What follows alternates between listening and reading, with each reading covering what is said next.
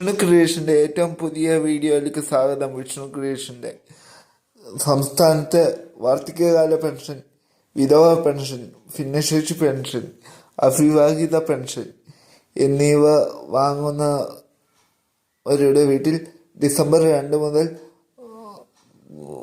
അന്വേഷണം തുടങ്ങുകയാണ്.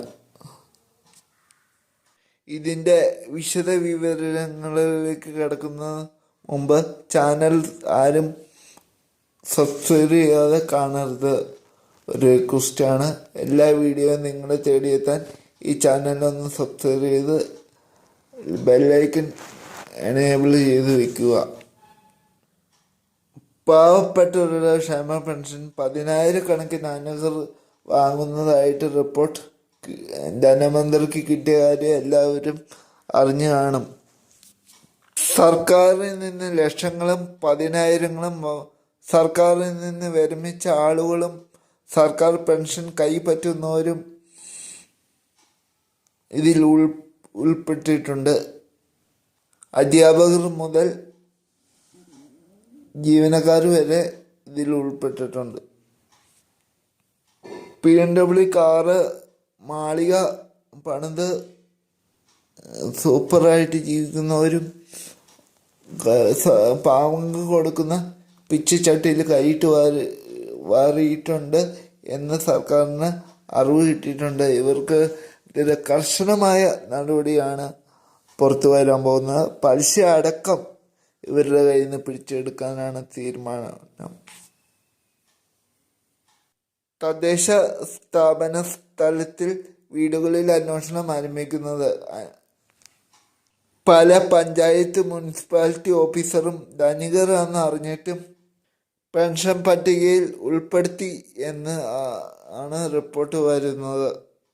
സർക്കാർ മിക്ക മാസങ്ങളിലും കടമെടുത്തിട്ടാണ് 900 കോടി രൂപ ക്ഷേമ പെൻഷന് കണ്ടെത്തുന്നത്. സർക്കാർ ഈ ക്ഷേമ പെൻഷൻ്റെ പേരിൽ 4 മാസം കുടിശ്ശികയായപ്പോൾ ഒട്ടേറെ വിമർശനങ്ങൾ കേൾക്കേണ്ട അവസ്ഥ സർക്കാരിനുണ്ടായി. മാത്രമല്ല കോടതി മുമ്പാകെ സത്യം ബോധിപ്പിക്കേണ്ട അവസ്ഥ വരെ സർക്കാരിനുണ്ടായി. യാതൊരു വിധത്തിനും ഇങ്ങനെയുള്ള ആൾക്കാരുടെ മുന്നിൽ സർക്കാർ ഒരു വിട്ടുവീഴ്ചയ്ക്കും തയ്യാറാവില്ല. ഇവർക്ക് നേരെ കർശനമായ നടപടികൾ ഉണ്ടാവും എന്ന് തന്നെയാണ് സൂചന പുറത്തു വരുന്നത്. ചിലപ്പോൾ ജോലിയിൽ നിന്ന് പിരിച്ചുവിടാൻ വരെ സാധ്യതയുണ്ട്. ഇവരുടെ ശമ്പളം പിടിച്ചെടുത്ത് ജോലി വരെ നഷ്ടപ്പെടാനുള്ള സാധ്യതയുണ്ട്. നമ്മുടെ വീടുകളിലും എത്തിച്ചേരുന്ന ഉദ്യോഗസ്ഥർ പ്രധാനമായും 4 കാര്യങ്ങളാണ് ശ്രദ്ധിക്കുന്നത്. ഇതിൽ മാസവരുമാനമാണ് പ്രധാനം. 1 ലക്ഷത്തിൽ താഴെയുള്ള മാസവരുമാനമുണ്ടോ, വീട്ടിൽ AC ഉണ്ടോ, ഇരുചക്ര വാഹനം 1 കൂടുതൽ ഒരു വീട്ടിൽ ഉപയോഗിക്കുന്നുണ്ടോ, വീട് വാടകയ്ക്ക് കൊടുത്ത് വരുമാനം കണ്ടെത്തുന്നുണ്ടോ എന്നിവയാണ് ഇതിൽ പ്രധാനം. പിന്നെ മസ്റ്ററിങ് ചെയ്തിട്ടുണ്ടോ, അതുപോലെ 2 നല്ല വീടുകൾ ഉള്ളവരും പട്ടികയിൽ നിന്ന് പുറത്താകും. വീട്ടിൽ AC ഉള്ളവരും പട്ടികയിൽ നിന്ന് പുറത്താകും. വീട് ടൈലിട്ടിട്ടുണ്ടോ, വീടിൻ്റെ മുറ്റം ടൈലിട്ടിട്ടുണ്ടോ എന്നൊക്കെ പരിശോധിക്കും.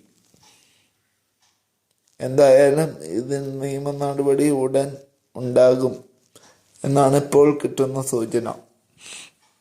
ഇതിൽ നിങ്ങൾ ഉൾപ്പെട്ടിട്ടുണ്ടെങ്കിൽ ഒരു പക്ഷേ വാങ്ങിയ തുക പലിശ അടക്കം തിരിച്ചടിക്കേണ്ടതായിട്ട് വന്നേക്കാം.